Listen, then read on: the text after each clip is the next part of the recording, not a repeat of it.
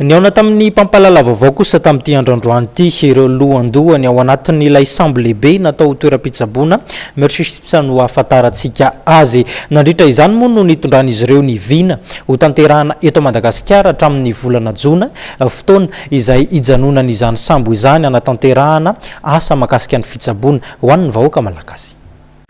Fandidina misa 703 fitsaboana nify sy ady vava 903 fanofanana malagasy amanarivony ireo ny vina napetraka ilay sambo lehibe sady toera-pitsaboana Mercy Chipas hatramin'ny volana jiona ho avy zao. Isan'ny voatra nandritra ny valandresaka mpanao gazety tsy amin'ny hôtel Etsy fa isan'ny fanampy napetraka Mercy Chipas ihany koa ny fitadiavanareo marary amin'ny alalan'ny fandefasana ekipa maneranareo faritra maro eto amin'Osy sy ny fitomanareo marary makany amin'ny toerana iantsona ilay sambo lehibe ao etoMadagasikara. Mila etoMadagasikara nefa ny fanatotsana izany tetikasa rehetra izany.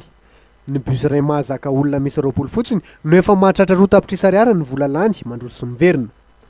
Nanangana tahirim-bola entina nataterana ny fitaterana ireo marary arak'izany ny Mercy Chipas.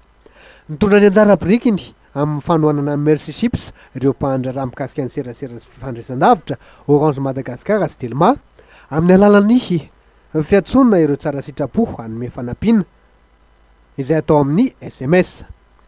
Nametraka SMS mandoa vola ihany koa ireto mpahandrara ireto ka atolotra ny Mercy Chipas ny vola azo amin'izany. Entina matsimbola ny fitaterana ireo marary makany anseran'ny sambony Tomasina toera-piatsona Mercy Chipas ny vola azo.